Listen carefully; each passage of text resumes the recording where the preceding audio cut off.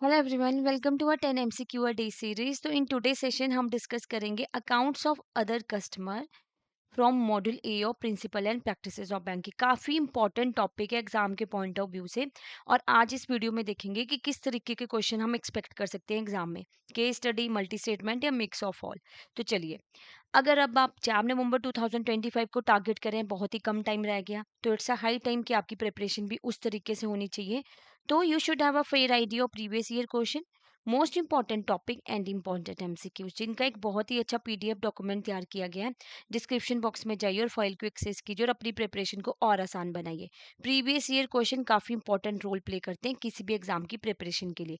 Most important topic, high weightage वाले topic के बारे में आपको क्लैरिटी मिलेगी। इंपॉर्टेंट एमसीक्यू जिनकी प्रैक्टिस करने से आपकी स्पीड और एक्यूरेसी दोनों बढ़ती है। तो let's start with our very first question. अब यहाँ पे क्वेश्चन क्या बोला गया है, जोशी एचयूएफ है, उन्होंने लोन लिया था बैंक से बिजनेस एक्सपेंशन के लिए, बिजनेस फेल हो गया, अब एचयूएफ लोन रीपे नहीं कर पा रहा है, तो बैंक को तो अपना डेट रिकवर करना है ना। तो यहाँ पे बोला जा रहा है कि bank seek to recover the debt from the personal asset of the co partner. तो क्या को पार्टनर पर्सनली लायबल होंगे एचयूएफ के डेट के लिए? तो यही क्वेश्चन है। अब देखिए, सबसे पहले थोड़ा सा एक स्ट्रक्चर समझते हैं एचयूएफ के बारे में। एचयूएफ की फुल फॉर्म क्या होती है? Hindu undivided family, right. तो यहाँ पे कर्ता होता है। कर्ता कौन होता है? Eldest member of the family. पहले क्या होता था? एल्डेस्ट मेल मेंबर को ही कर्ता माना जाता था। अब एल्डेस्ट मेंबर चाहे मेल है चाहे फीमेल है, वो कर्ता हो सकती है। तो फीमेल, दिल्ली हाई कोर्ट के बाद जो अमेंडमेंट्स की गई थी कि फीमेल भी क्या हो सकती है, एल्डेस्ट फीमेल भी क्या हो सकती है, कर्ता हो सकती है। और इनके आगे जो फैमिली मेंबर्स हैं वो होते हैं को पार्टनर। ठीक है, इनको को पार्टनर बोला जाता है। अब मान लीजिए ये फैमिली है, ठीक है, जोशी एचयूएफ की हम बात कर रहे हैं। तो जोशी एचयूएफ में ये राज, मान लीजिए, ये करता है, एल्डेस्ट मेल है ये। आगे इनके बच्चे हैं, एक है नेहा और एक है राम, सपोज कीजिए। ठीक है, अब ये करता हो गया और ये कौन होगी? को पार्टनर। अब नेहा चाहे मैरिड है चाहे अनमैरिड है, वो को पार्टनर हो सकती है। पहले ये नहीं था। अब हिंदू सक्सेशन एक्ट 2005 में अमेंडमेंट्स की गई, उसके बाद जो डॉटर है, चाहे मैरिड है चाहे अनमैरिड है, वो भी को पार्टनर हो सकती है। और राम, इनका सन है, वो को पार्टनर है, और जो राम की वाइफ होगी वो मेंबर कंसीडर होगी, वो को पार्टनर नहीं होगी, राइट। तो इस तरीके से एक मतलब एंसेस्ट्रल जो आगे फैमिली का जो बिजनेस होता है वो कैसे किस तरीके से डिवाइड होगा, वो यहाँ पे बात की जाती है। तो यहाँ पे क्या होता है ना, जब भी लोन लिया जाता है ना एचयूएफ के द्वारा, तो जो कर्ता होता है उसकी तो क्या होती है? पर्सनली लाइबिलिटी होती है, यानी कि उसको पर्सनल एसेट्स भी सील करने पड़ सकते हैं उस लोन को चुकाने के लिए।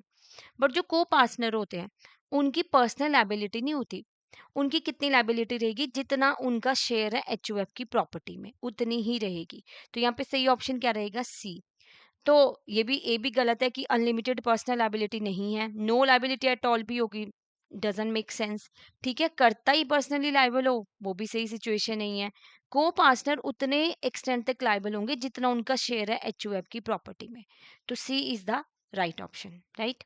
चलिए नेक्स्ट क्वेश्चन। राजेश जो है पार्टनर है सनराइज एंटरप्राइज पार्टनरशिप फॉर्म में। वो ओपन करना चाहता है another bank account using the same form name for his personal import business. तो बैंक शुड अलाउ करना चाहिए उसको अकाउंट ओपन करना, बिकॉज वो पार्टनर है। रिफ्यूज किया जाएगा because no partner can open an account in his own name for the firm.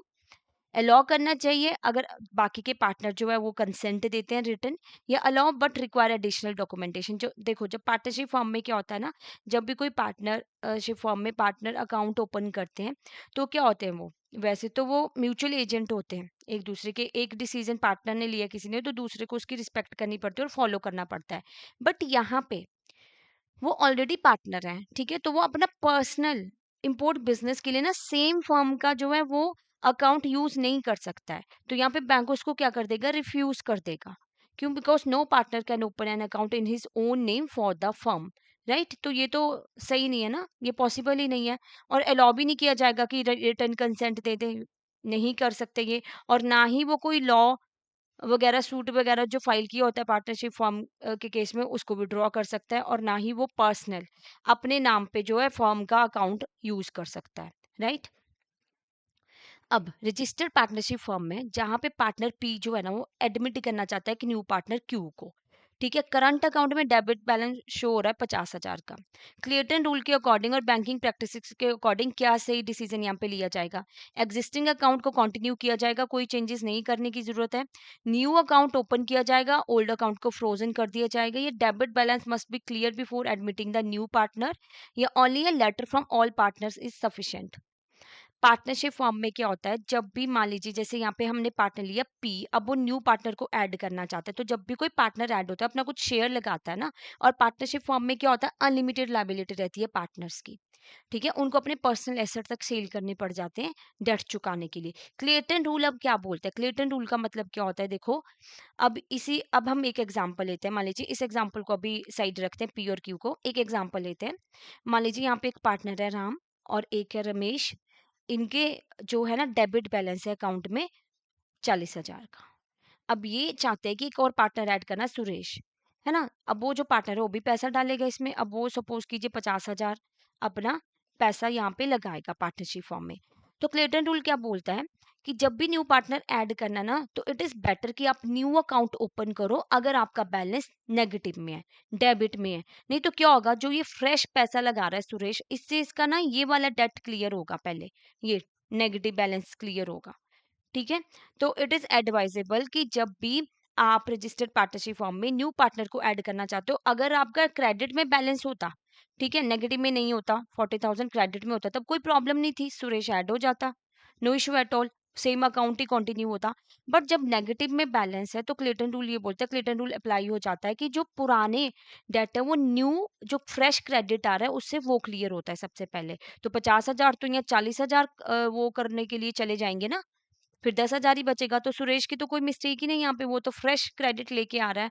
तो इसलिए इट इज एडवाइजेबल कि न्यू अकाउंट ही ओपन किया जाए और ओल्ड अकाउंट को फ्रोजन कर दिया जाए। तो option B is the right answer. ठीक है, कि न्यू अकाउंट ओपन किया जाएगा, ओल्ड अकाउंट को फ्रोजन कर दिया जाएगा। क्रेडिट में होता तब कोई दिक्कत नहीं थी। In Mrs. Jan HUF, son Rakesh formally separate from HUF but continue receiving income from old investments. Remaining members are Karta Suresh है, other son Mahesh है और daughter Neetu है।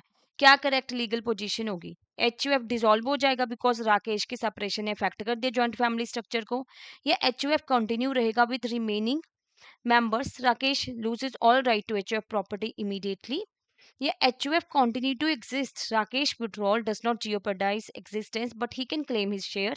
New HUF must be formed excluding Rakesh with fresh documentation required. देखो HUF के case में क्या होता है, अगर एक को पार्टनर छोड़ के भी जा रहा है मान लीजिए, तो उससे HUF को कोई फर्क नहीं पड़ता, वो कंटिन्यू रहेगी, उसके लिए कोई न्यू से कोई डिसॉल्व नहीं हो जाएगी वो।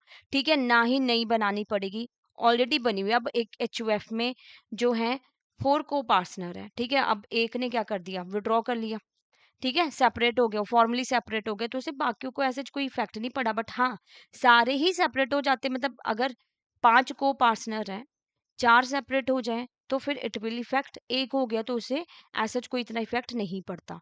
तो C will be R right option here. Okay, चलिए अब what define a small LLP according to regulation. देखो एलएलपी यानी लिमिटेड लायबिलिटी जो होती है आपकी पार्टनरशिप, ये क्या होती है, इनमें क्या होता है ना, ये कॉम्बिनेशन ऑफ पार्टनरशिप फर्म और कंपनी होती है। ठीक है, कंपनी प्लस पार्टनरशिप फर्म की इनमें फीचर्स होते हैं। जैसे कंपनी एक सेपरेट लीगल एंटिटी होती है, ठीक है। अब यहाँ पे जो मेंबर्स होते हैं एलएलपी के केस में, उनकी जो होती है ना लिमिटेड लायबिलिटी होती है, इसलिए तो नाम है एलएलपी, लिमिटेड लायबिलिटी, कि जितना उन्होंने पैसा लगाया है उतने के लिए लायबल होंगे, पर्सनल एसेट सेल नहीं होंगे। जबकि पार्टनरशिप फॉर्म में क्या होता है, अनलिमिटेड लायबिलिटी होती है, वहां पे उनको अपने पर्सनल एसेट तक सेल करने पड़ जाते हैं डेट क्लियर करने के लिए। अब यहाँ पे स्मॉल एलएलपी क्या होती है एज पर द रेगुलेशन जो दी गई है, contribution less than equal to 25 lakh, turnover less than equal to 40 lakh, या contribution less than equal to 50 lakh होना चाहिए, टर्नओवर लेस देन 2 करोड़ होना चाहिए, या कॉन्ट्रीब्यूशन ही less than equal to 1 crore हो, turnover less than equal to 10 crore हो, या only turnover less than equal to 40 lakh matter, contribution is not consider. Contribution तो चाहिए देखो, और वो कितनी चाहिए, less than equal to 25 lakh और turnover less than equal to 40 lakh, right.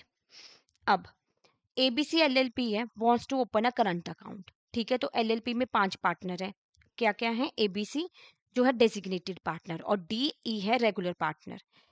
Partner C बहुत फ्रिक्वेंटली ट्रैवल करता है और वो चाहता है कि वो ऑथोराइज करे अपने असिस्टेंट एफ को कि वो साइन कर पाए on behalf of LLP. Bank require proper documentation for account opening based on LLP rule. What should be the bank approach? Bank क्या करेगा इस सिचुएशन में? LLP में हमने डिस्कस किया कि चलो लिमिटेड लाइबिलिटी होती है और कॉम्बिनेशन पार्टनरशिप फॉर्म और कंपनी के उसके फीचर्स ऐड होते हैं। अब यहाँ पे डेजिग्नेटेड पार्टनर होते हैं। डेजिग्नेटेड पार्टनर जो एक तरीके से यही समझ लो कि मैनेजर हैं एलएलपी के, जो लीगल इम्प्लीकेशन कंप्लाइंसेस वगैरह सारा सब कुछ ये देखते हैं और इनको डीपीआईएन लेना पड़ता है, डेजिग्नेटेड पार्टनरशिप आइडेंटिफिकेशन नंबर, जो इनको मिलता है मिनिस्ट्री ऑफ कॉर्पोरेट अफेयर से। ठीक है, वो नंबर इनको लेना पड़ता है, ऑनलाइन अप्लाई कर सकते हैं वेबसाइट पे जो मिनिस्ट्री ऑफ कॉर्पोरेट अफेयर की है। तो जब उनको ये नंबर मिल जाता है it mean they are legally bind कि इनके पास ये डेजिग्नेटेड पार्टनर के रोल पे हैं और इनको कुछ स्पेशल जो राइट्स होते हैं, लीगल कंप्लाइंसेस फॉलो करना, गवर्नमेंट के साथ फॉलो अप करना, ये सारी चीजें ये देखते हैं। तो एबीसी डेजिग्नेटेड पार्टनर है, डी और ई रेगुलर पार्टनर है। अब सी ट्रैवल करता है फ्रिक्वेंटली।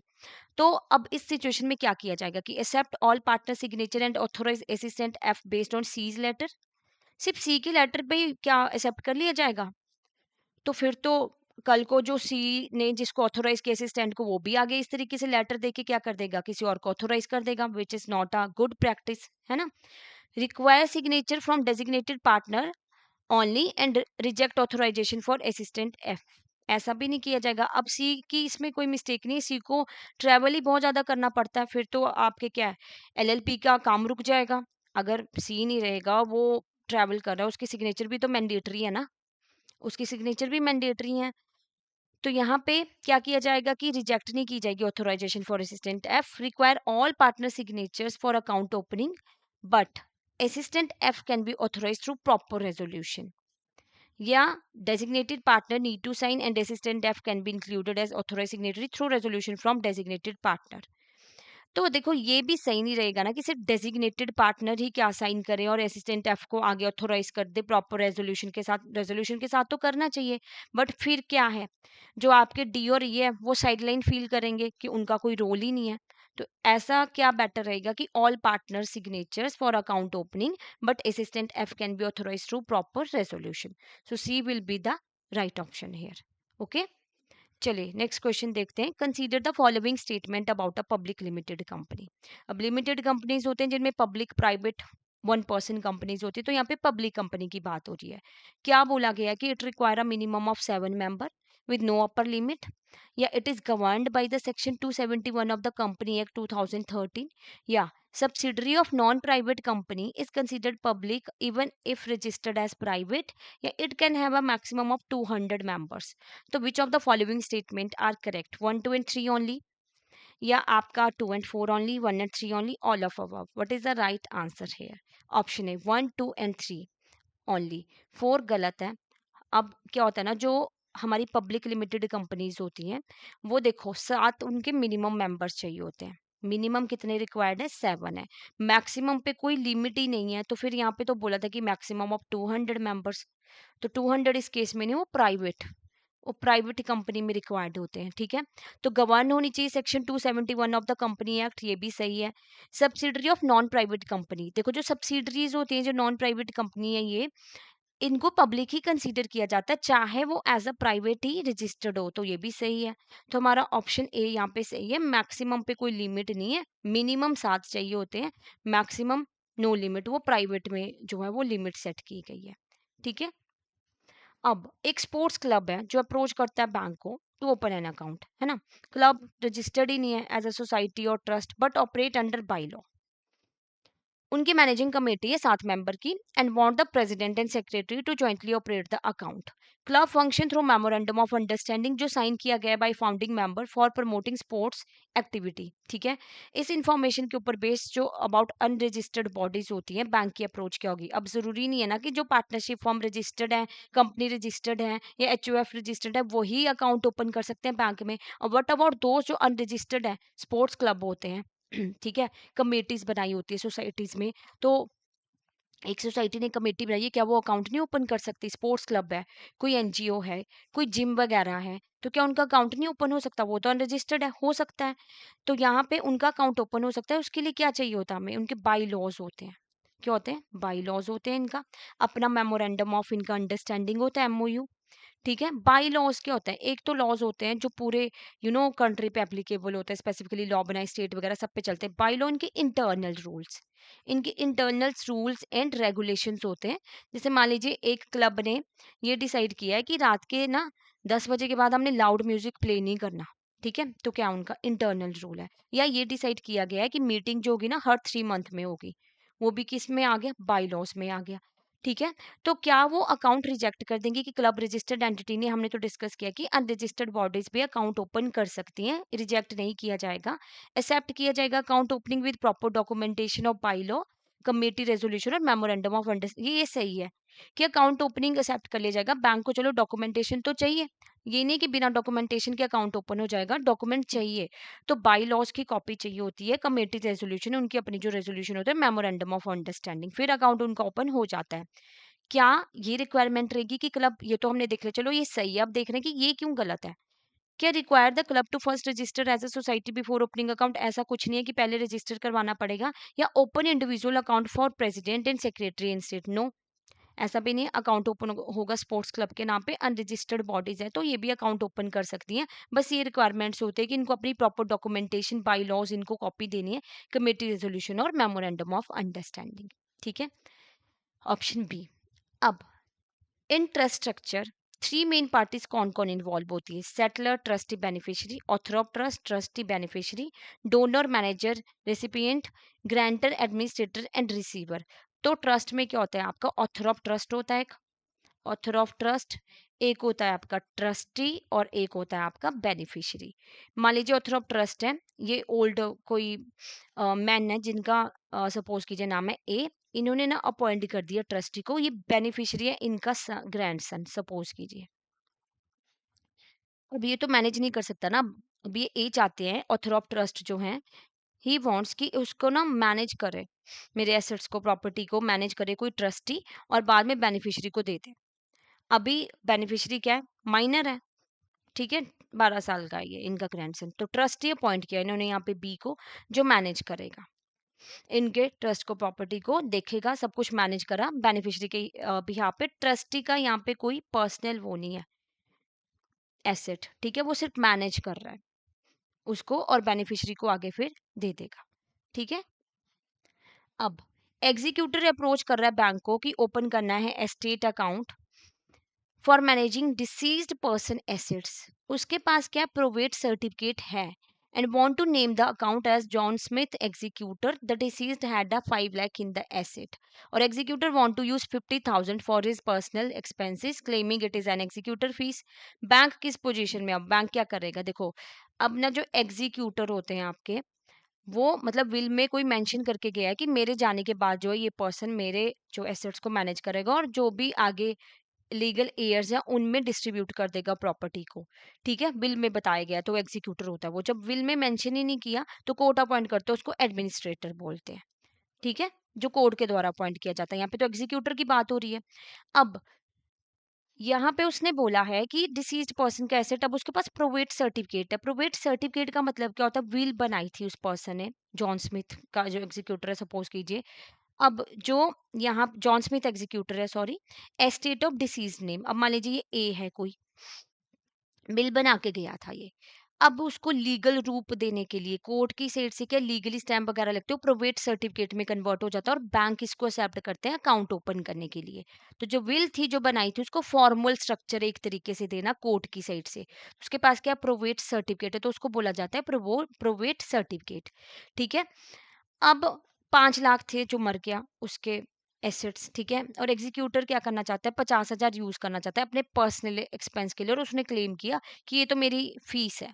तो बैंक क्या करेगा? अलाउ कर देगा account opening with proposed name and permit personal expense withdrawal, या रिक्वायर करेगा account title as a John Smith executor, estate of deceased name and first must relate only to the deceased estate, या accept account opening but require court permission for any withdrawal, या refer to legal department for all decision.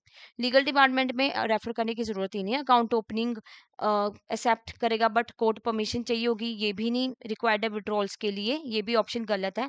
और ये personal, देखो यहाँ पे जो executor appoint किया गया, वो बिल को मैनेज कर रहा है, तो उसके एसेट्स को जो भी पैसा फंड वो यूज होना चाहिए डिसीज के एस्टेट के लिए, अपने पर्सनल एक्सपेंस के लिए वो यूज नहीं कर सकता है।